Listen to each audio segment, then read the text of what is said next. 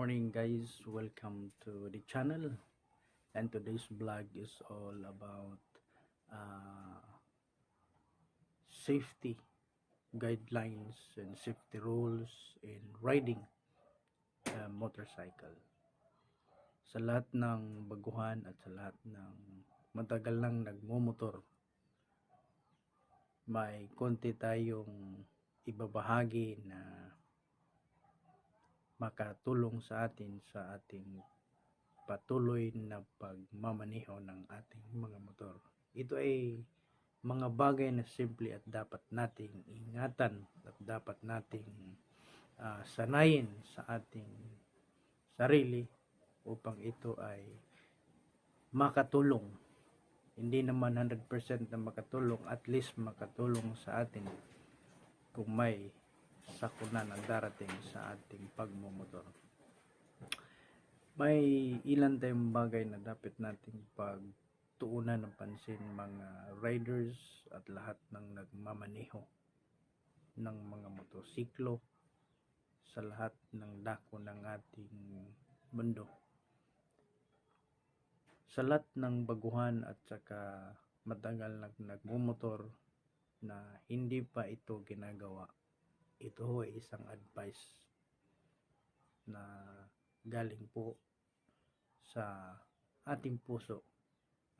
Naway makatulong din ako sa inyo sa pamamagitan ng pag-share ng ating mga videos ukol at tungkol sa mga bagay sa pagmumotor.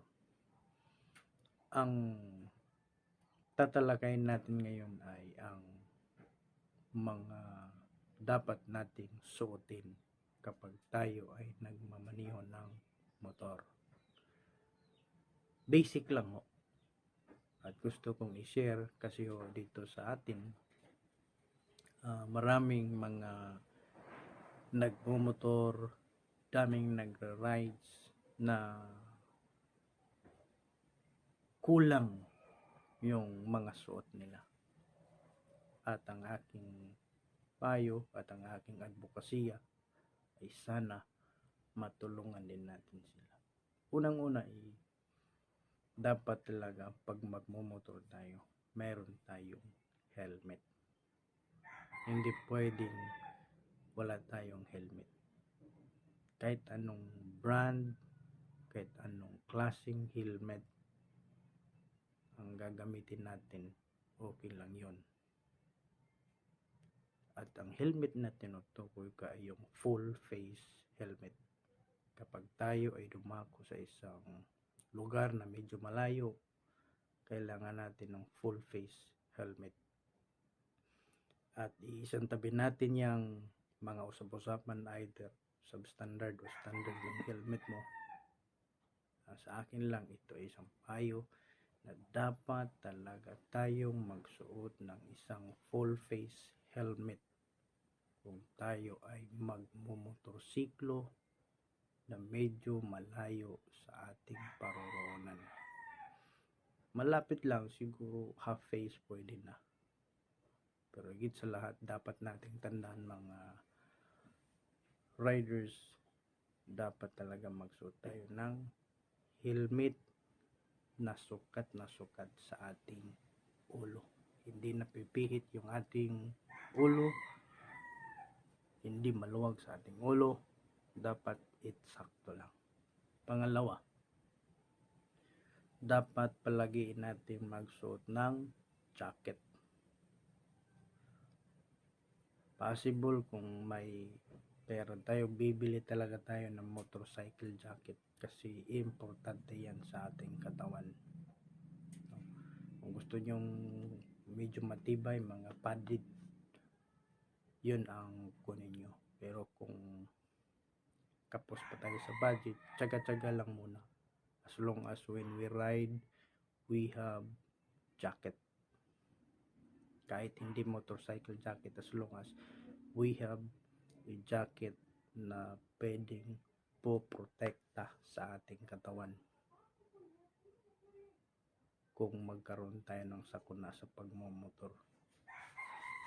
Pangatlo, na dapat nating isuot kapag tayo magra-ride ng motorsiklo. Palagiin nating magsuot ng pants. Kasi importante din yan. At sa ating batas, bawal talaga magra-ride ng motorsiklo na naka-shorts.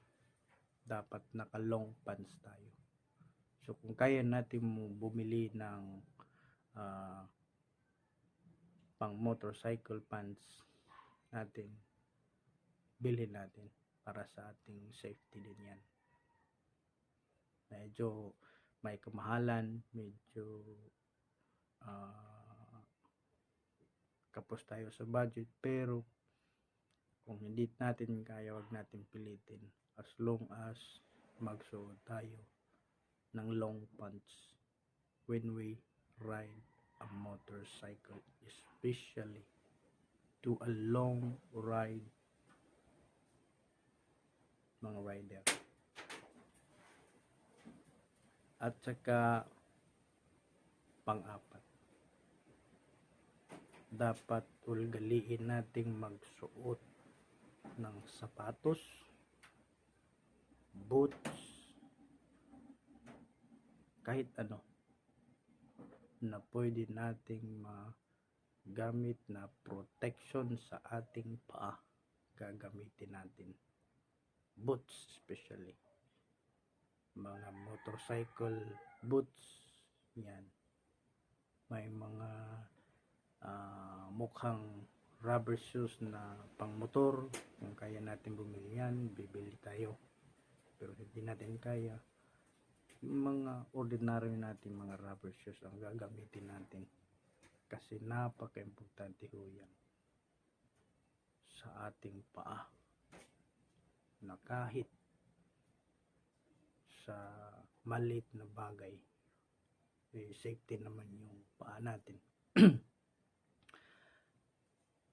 At ito pa, idadagdag pa natin, kung may knee pads kayo at saka may mga slider kayo sa tuhod, yan, mabuti yan kung meron kayo. At yung panghuli, dapat din tayo magsuot ng ating motorcycle gloves, kasi importante ho ito. Kahit anong brand, as long as we wear a motorcycle gloves na pwedeng po-protekta sa ating kamay during ride, mabuti yun. At hindi natin kalimutan, itong mga bagay na binabanggit ko, ito ay ang pinaka-basic needs bilang motorcycle rider. At ito rin ay makatutulong sa ating pagmumotor kung sakali may sakuna na darating. Hindi naman 100%, as long as we do our best to protect ourselves during the ride. Thank you for watching, and don't forget to click the subscribe button and the bell button so that you will be updated for the next videos that we're going to upload. Thank you and God bless. Thank you for watching.